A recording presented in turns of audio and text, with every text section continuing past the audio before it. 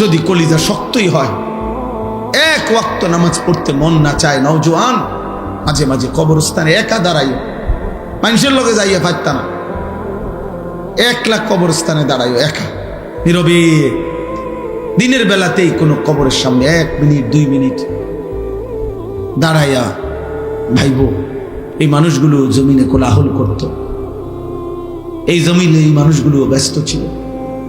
আজ পৃথিবী ঠিকই আছে, ওরা আর নাই। আকসিরু যিকরা হাদিমিল লাযযাত, আল্লাহ নবী সাল্লাল্লাহু আলাইহি ওয়াসাল্লাম বলছেন, উম্মত সমস্ত স্বাদ, আনন্দ, উল্লাস, ফুর্তি, সব মজা শেষ করে দিবে যেই মৃত্যু, সেই মৃত্যুকে বেশি বেশি স্মরণ করো। সব সব ঠান্ডা করে দিবে, সব স্তব্ধ করে দিবে, সব স্তব্ধ করে দিবে। আল্লাহ তাআলা বলছে, মিনকুম মান ইউতাওয়াফা মিন ক্বাবলু, আমার বান্দা মনে রেখো আমি কিন্তু সকলকেই যুবক, সকলকেই বৃদ্ধ বানাই না। মায়ের পেট থেকে বের করার পরে চলতি পথে আমি আল্লাহ তাআলা অনেককেই মৃত্যু দিয়ে ফেলি। দেখ কথা বলে না, জন্মিলেই তো বুড়া হয়, প্রত্যেকটি বাচ্চাই তো নিশ্চিত বুড়ো হয়, বুড়ো হয়। 3 বছরের বাচ্চা কবরে নাই, 3 দিনের বাচ্চা কবরে নাই, 6 বছরের বাচ্চা কবরে নাই। তাইলে তুমি কোন হিসাবে ভাবছো তুমি আরো 30 বছর বাঁচবা? আমাদের মৌলানা মুতালেব হোসেন সালিহি, আমার বন্ধু, মৌলানার ওর মেয়ে বাচ্চা হয়েছিল 1 মাস 1.5 মাস, 1 মাস হয়েছে মনে হয়। এই গত 3 দিন আগে এই বাচ্চা অসুস্থ ছিল, 1 মাসের বাচ্চা, 1 মাস। ঢাকা নিচে মোহাম্মদপুর শ্যামলী বড় হসপিটালে ভর্তি করাইছে। আগের দিন রাত্রে আমারে ফোনে কইতেছে, আনিস, আমি বললাম কি অবস্থা বাচ্চার? ডাক্তারে কি বলুন? মাশাআল্লাহ অনেক ভালো আছে, বলতেছে চিকিৎসা অনেক সুন্দর, ভালো হসপিটাল, খুব বড় সড়ক, অনেকক্ষণ বলল। পরের দিন আবার রাত্র 12:30টার দিকে আবার ফোন দিছে, ফোন রিসিভ করছি আর দেখি ও কাঁদতেছে। আরে কি হইল রে, কান্দোস কেন? আমার আদরের বাচ্চা, কোলের বাচ্চা মারা গেছে, এই 1 মাসের বাচ্চা মারা গেছে, রাত 10টায় মারা গেছে। তখন আমি যখন শুনছি তখন 12:30 বাজে। পরে কথা বলতেছি আর সান্ত্বনা দিতেছিলাম, তো বললাম যে বাচ্চাটা এখন কোথায়, তুই কই এখন? তো একটা কথা বলছে, কয় গাড়িতে আমি আমার বাচ্চারে কোলে নিয়ে আইতেছি, আমার বাচ্চা আমার দিকে তাকায় আছে। কি ভাই,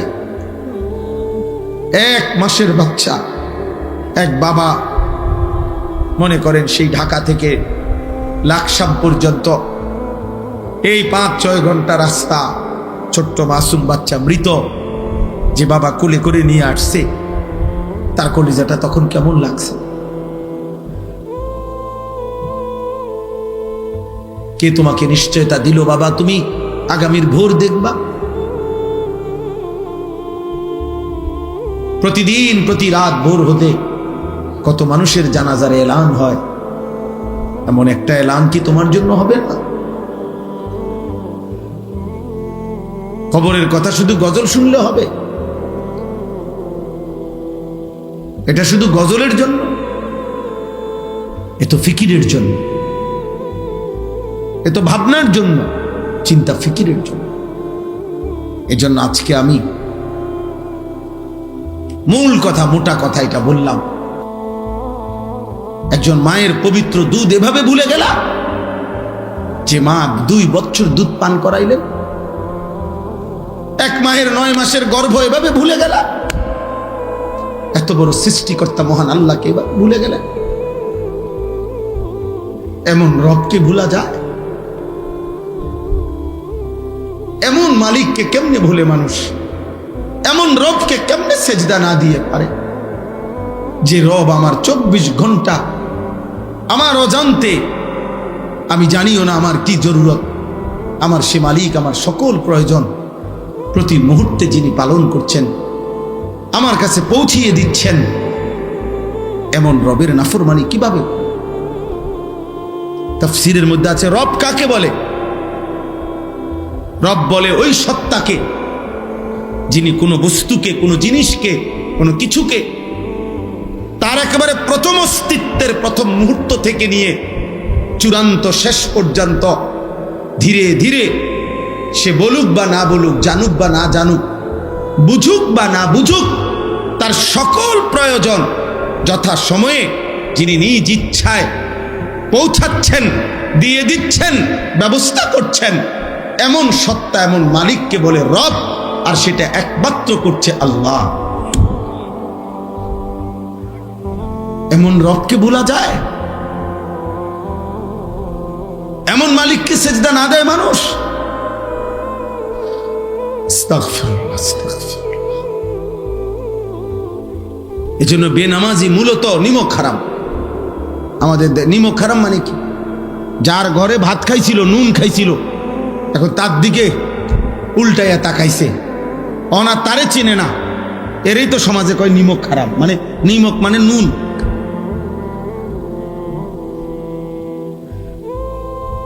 এজন্য বেনামাজি নিমক হারাম, অকৃতজ্ঞ। আল্লাহ যেন বলতেছে, বান্দা এই মাত্র এক প্লেট ভাত, এতগুলো তরকারি দিয়ে আমি তোরে খাওয়াইয়া পেট ভরাইলাম, তুই নাফরমান আমারে একটা সেজদা দিলি না। 8 ঘন্টা ঘুম পাড়াইয়া আমি তোকে এই মাত্র ঘুম থেকে জাগাইলাম, তুমি আমারে একটা সেজদা দিলা না। এত অকৃতজ্ঞ মানুষ হয়? এত যত্ন করে আমি বানাইলাম, এত মায়া করে আমি বানাইলাম, এত আদর করে আমি বানাইলাম। হুয়াল্লাযী খালাকাকুম মিন তুরাবিন সুম্মা মিন নুতফাতিন সুম্মা মিন আলাকাতিন। আল্লাহ বলেন, আমি তো তোমাকে সৃষ্টি করেছি মাটি থেকে, আমি তো তোমাকে সৃষ্টি করেছি বীর্যের ফোঁটা থেকে, আমি তো তোমাকে সৃষ্টি করেছি জমাট রক্ত থেকে, আমি তো এভাবে ধাপে ধাপে তোমাকে 7 ধাপে, 1 ধাপে না। আমি চাইলে কুন বললে হয়ে যেত, আমি যদি বলতাম হও তাহলে সেলিম হয়ে যেত, তাহলে আনিস হয়ে যেত। আল্লাহ বলে না, আমি আল্লাহ মায়ের অন্ধকার জরায়ুতে, মায়ের অন্ধকার রেহেমের ভিতরে কাউকে না ডেকে, অন্ধকারের ভিতরে আমি আল্লাহ একাকী আমার নিজ কুদরতি হাতে আমার যত্নে বান্দা আমি নাক লাগাইলাম, চোখ লাগাইলাম, হাত লাগাইলাম, এমন সুন্দর আকৃতি দিয়ে আমি আল্লাহ শরীর গঠন করে সুম্মা ইউখরিজুকুম তিফলান, এক ছোট্ট ফুটফুটে বাচ্চা হয়ে আমি আল্লাহ মায়ের পেট থেকে বের করে আনলাম। সুম্মা লিতাবলুগু আশুদ্দাকুম, ধীরে ধীরে সেই ছোট্ট বাচ্চার দুর্বল শরীরে অল্প অল্প পরিমাণে আমি আল্লাহ শক্তি দিতে দিতে দিতে যৌবনের পূর্ণ শক্তিতে আমি তো পৌঁছিয়ে দিলাম। সুম্মা লিতাকুনু শুয়ুখা, সেই আমি আল্লাহই আবার পুনরায় শক্ত সামর্থ্য যৌবনের শরীরে আবার ধীরে ধীরে দুর্বলতা দিয়ে আমি বৃদ্ধ বানিয়ে দিলাম। তাহলে আল্লাহ শিশু বলেন, শিশু তো আমি বানালাম, যুবক তো আমি বানাইলাম, বৃদ্ধ তো আমি বানাইলাম, সময়ের প্রতিটা পরিবর্তন তো আমি করেছি, আমি রাত বদলাইছি, আমি দিন বদলাইছি। ফলে শুক্রবার শনিবার হইছে, শনিবার রবিবার হইছে, 2025 2026 হইছে, তোমার 14 বছর 15 বছর হইছে, 15 বছর 16 বছর হইছে, তোমার দিন সপ্তাহ গেছে, সপ্তাহ তোমার মাস গেছে, মাস তোমার বছর গেছে। বান্দা এটা তো আমি করেছি, আমি তোমার করেছি। আমি একসাথে সব শক্তি দিয়ে দিলে তুমি তো পারতা না, আবার আমি যদি একদম দুর্বল বানায় রাখতাম তাহলেও তো তুমি চলতে পারতা না। সবটা আমি করলাম, বিনিময়ে আমি একটা সেজদা পাইলাম না। এই গাদ্দার, এই গাদ্দার, তোরা যারা আজকে এশার নামাজ পড়স নাই, ওঠ এখান থেকে বেটা, নাফরমান, যা এখান থেকে বেটা। তোর মতো নাফরমানের জনপ্রিয়তা দিয়ে আমি কি করবো? আমি কি ভোটে দাঁড়াইছি বেটা? আমি কি ভোটে দাঁড়াইছি বেটা? আমি কি মার্কা নিয়ে আসছি কোনো? যে আপনাদের একটা ভোট আমার দরকার, আপনারা খারাইয়া মতেন আর বইয়া মতেন আর শীতইয়া মতেন, আমারে ভোট দিলে সারব। এটা ভোটের মাহফিল, ভোটের সবাইটা। তাহলে কেন পড়লা না নামাজ? বলো নির্লজ্জ ছেলেরা, লজ্জাহীন ছেলেরা, বেহায়া, এশার নামাজ যারা পড়ো নাই, এখন বের হও, যদি ফেরেশতা ঘাট ধরে বের করে দেয়। এবং খোদার কসম মনে রাখবা, আজ মনে হয়েছে তো বের করে নাই, আল্লাহর কসম, রব্বে কাবার কসম, বাইলে বাইলে ফইলা হাসরের দিনে এরকম সব বেঈমান, নাফরমান, পাপী ইমানদারদের সাথেই দাঁড়াবে প্রথম। মনে করি মনে এই রঙেই দিন গেছে, দুনিয়াও তো সিটার বাটফার আসিলাম, পালা মানুষের লগে পার হইয়া গেছি। হ্যাঁ, আখেরাতও মনে এমন হবে। কোরআন কারীমে আল্লাহ বলছে, হাসরের দিন আল্লাহ তাআলা ফেরেশতাদেরকে সামনে রেখে বলবে, ওয়ামতাজুল ইয়াউমা আইয়ুহাল মুজরিমুন, এই নাফরমান, সুদখোর, হারামখোর, বেনামাজি, বেঈমান, মুশরিক, মুনাফিক, বেরো আমার রাস্তা, বাইরো বাইরো। আজ ইমানদারদের কাতার থেকে, আজ আমার জান্নাতি বান্দাদের কাতার থেকে, আজ আমার সাজদাওয়ালা বান্দার কাতার থেকে বেরো। জানোস না ফরমান, আমার বান্দা কতটা কষ্ট করে ফজরের নামাজ পড়ছে। এক লগে ভাত খাইতে দিছি মনে করছো এক লগে জান্নাতও দিব? হ্যাঁ, ফাইজলামি মনে করছো। জান্নাত আর ভাতের থালা এক কথা। দুনিয়া বাতে না খাইতে দিছি ইমানদারেরও নাফরমানেরও, দুনিয়া একটু ঘুমাইতে না দিছি, এগুলো তো আমি জানোয়ারকেও দিছি। দুনিয়ার খানা তো আমি জানোয়ারকেও দিছি বেটা। আজ আখেরাত দেব না, এক ঢোক পানিও হবে না, এক লোকমা খাবার মিলবে না, বেরো। কোরআনুল কারীমের মধ্যে আল্লাহ তাআলা বলছেন, আল মালু ওয়াল বানুনু যিনাতুল হায়াতিদ দুনিয়া। অর্থ সম্পদ, সন্তানাদি, পরিবার পরিজন, এগুলো কেবলই দুনিয়ার সৌন্দর্য।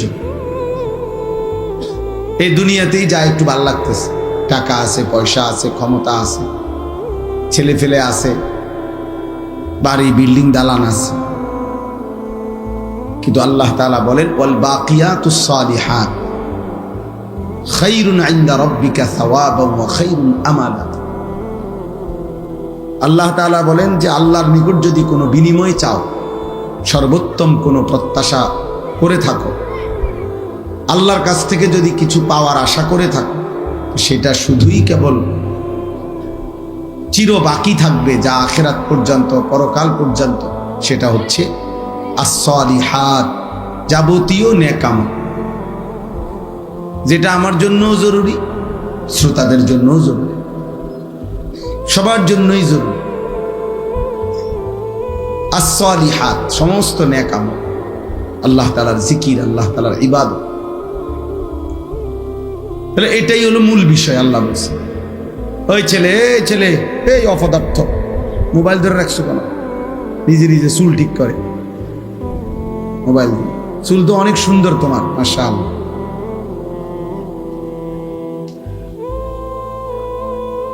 মোবাইল চালায়ও না, মোবাইল ছাড়া। আমি এটা অটোমেটিক, আল্লাহর মেহেরবানি, আমার এটা নজরে মোটামুটি চোখের রেঞ্জ যে দূরে দূরে, এরপরে চশমাও তো আছে।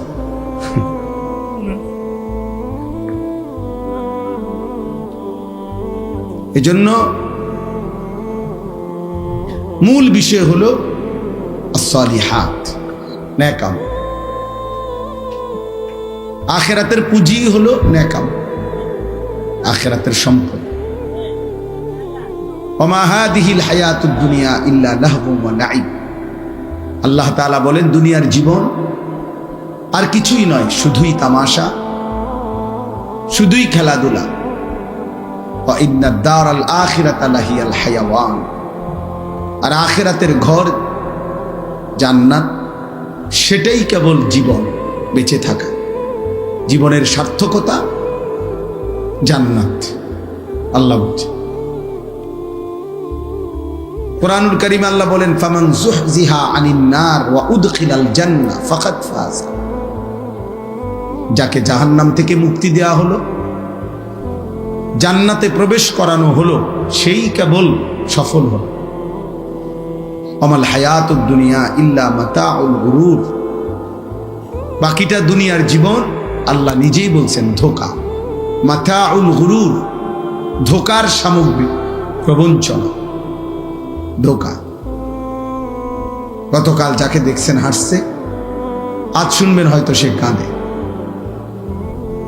গতকাল যে ছিল সুস্থ সবল, আজ হয়তো সে অসুস্থ, হাসপাতালের বেড।